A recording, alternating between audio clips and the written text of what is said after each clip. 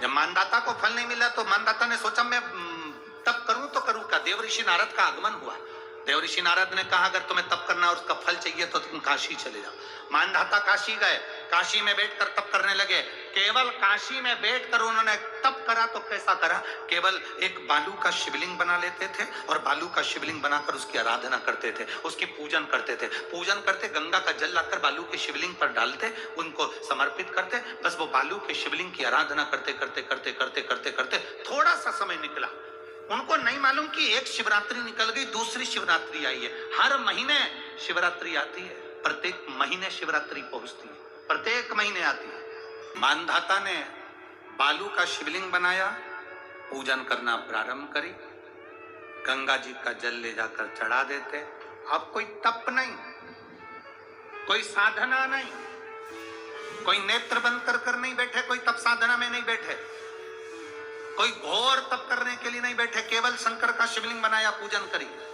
साल में एक दिन सावन के महीने में जो शिवरात्रि आती है, हम भी टीवी के माध्यम से, सोशल मीडिया के माध्यम से आप सबके घर में पार्थिव शिवलिंग का निर्माण करवाते हैं। उसका कारण केवल इतना है कि हम पूरी जिंदगी तप नहीं कर पाते, पूरे साल व्रत नहीं कर पाते, साधना नहीं कर पाते, तो कम से कम सावन के महीने की शिवरात्रि पर जब अपने घर में मिट्टी का शिवलिंग बनाकर पूजन करते हैं तो हमें तप और साधना का पूरा फल प्राप्त हो जाता है। पार्थिव शिवलिंग का निर्माण करो, पूजन करो, आराधना करो, विसर्जन करो। मानधाता ने अब कोई साधना नहीं करी, मानधाता ने अब कोई आराधना, बस एक काम करा, शिवलिंग का निर्माण, उसकी पूजा की। आपसे भी निवेदन करते हैं, समय मिला करें, हफ्ते 2 हफ्ते में गमले के अंदर ऐसी मिट्टी को उठा लो शिवलिंग जैसी और जल चढ़ाकर पूजन करके वहीं विसर्जन कर दो। उसी गमले में उसी मिट्टी को वहीं विसर्जन करो।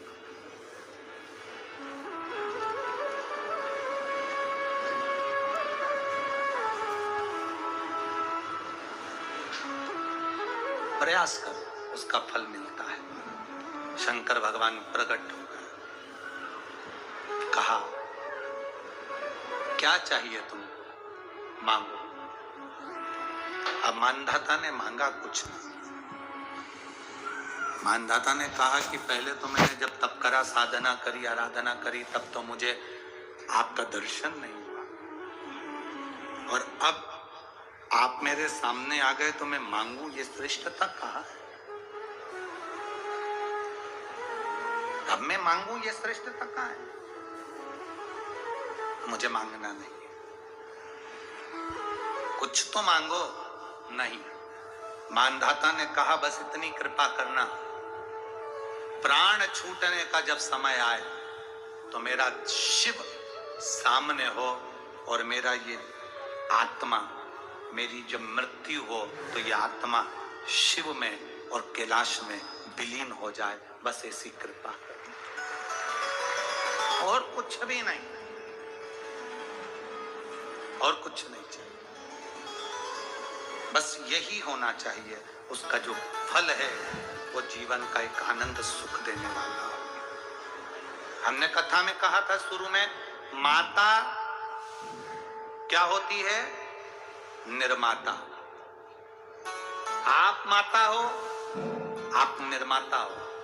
अपने बच्चे के हाथ में एक लोटा जल लेकर मंदिर भेजने की जवाबदारी तुम्हारी है।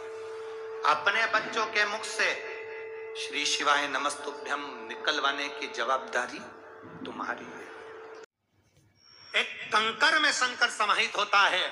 मैंने सुना शिव महापुराण में एक लोहे के टुकड़े को भी तू सोना बना देता है। मैंने सुना शिव महापुराण में एक कांच के टुकड़े को तू हीरा बना देता है।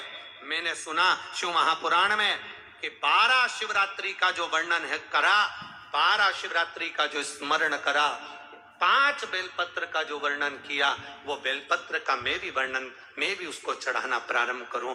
12 शिवरात्रि पूरी होगी, मेरा देव अधिदेव महादेव सुनेगा जरूर और मेरी झोली भरेगा जरूर।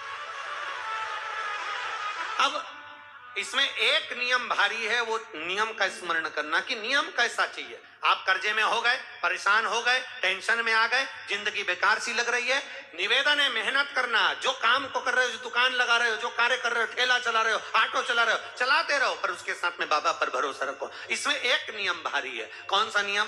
कि मान लो 12 शिवरात्रि में आप एक दो शिवरात्रि शिव जी के मंदिर पहुंच गए, तीसरी शिवरात्रि पर भूल गए या किसी कारणवश कहीं दूर चले गए, ना जा पाए, तो घर के जितने सदस्य हैं सबसे निवेदन है कि 12 महीने की शिवरात्रि का नियम बना रहे हो तो घर के सभी लोग बेलपत्र चढ़ाने का नियम बनाओ। उसका कारण ये है, घर का एक व्यक्ति अगर बाहर चले भी गया, घर का दूसरा व्यक्ति शिवरात्रि को भूल भी गया, घर का तीसरा व्यक्ति किसी कारणवश काम में लग भी गया, तो घर का चौथा व्यक्ति तो शिवरात्रि याद रखेगा और हमारा नियम पूरा हो जाएगा। नियम